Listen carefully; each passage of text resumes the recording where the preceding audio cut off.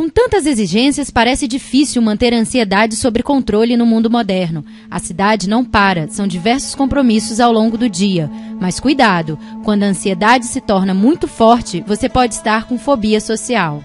É um distúrbio de ansiedade.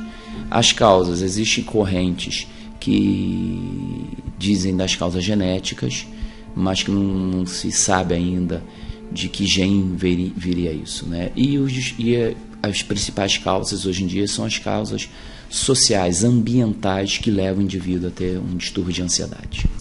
Ainda de acordo com o Dr. Jorge, os sintomas são simples de ser identificados. Os sintomas, normalmente eles aparecem em situações onde a pessoa tem que se expor socialmente, né? Então ele começa a apresentar um quadro de ansiedade, por exemplo, quando ele precisa assinar ou escrever na presença de alguém, ir numa festa, cumprimentar alguém, às vezes até falar ao telefone, subir num elevador, frequentar mictórios públicos, principalmente os homens, onde ele começa a apresentar sintomas como suor nas mãos, nas axilas, começa a suar muito, começa a ficar enrubescido,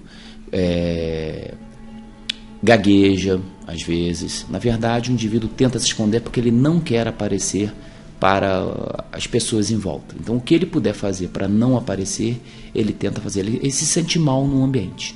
Grande parte dos transtornos de ansiedade predominam sobre as mulheres, mas por incrível que pareça, quando se trata de fobia social, a população masculina é a mais afetada. Isso é mais comum em homens, esse tipo de distúrbio de ansiedade, embora a ansiedade é muito mais frequente no sexo feminino.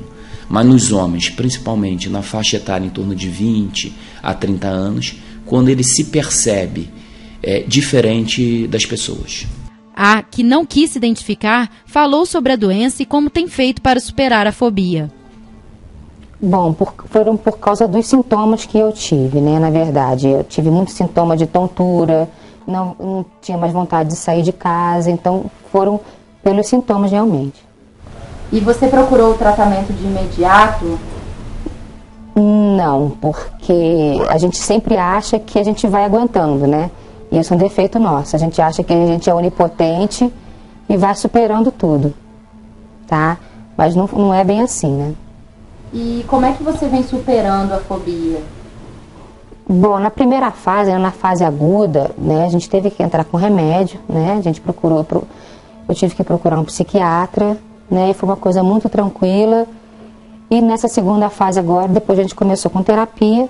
Hoje está muito melhor, né? Já depois de alguns anos melhorou muito, graças ao medicamento também, né? Que na verdade o medicamento é uma muleta, né? Você tem que ir largando essa muleta aos poucos.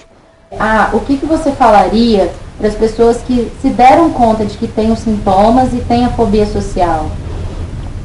Primeira coisa, procurar um profissional.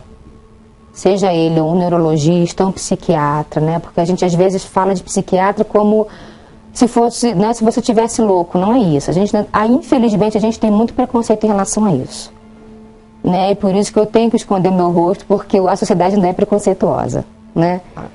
A segunda coisa é o apoio da família, que eu acho que a família é muito importante aí. A família, vamos dizer assim, que é 50% do tratamento.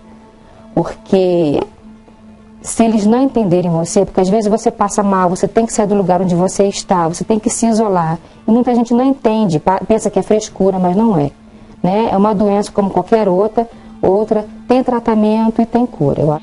Cuidar de alguém com fobia social requer paciência. O tratamento é feito com medicamentos e terapias. O tratamento ele consiste em duas vertentes, né? Que podem ser feitos juntos ou separados. Aí vai depender muito de qual profissional que você vai procurar. Eu, particularmente, a minha experiência pessoal, eu utilizo medicações, né, como médico, e encaminho para terapias. Essas terapias podem ser terapias comportamentais ou outros tipos de terapias. Medicações também, algumas pessoas às vezes perguntam, o floral, eu posso usar floral? Pode usar homeopatia? Pode também, quer dizer. Então, a nível de medicação, vai muito da experiência do profissional procurado, e a nível de terapia não existe ainda nenhuma comprovação de que uma abordagem psicoterápica seja expressivamente ou efetivamente mais eficaz do que as outras.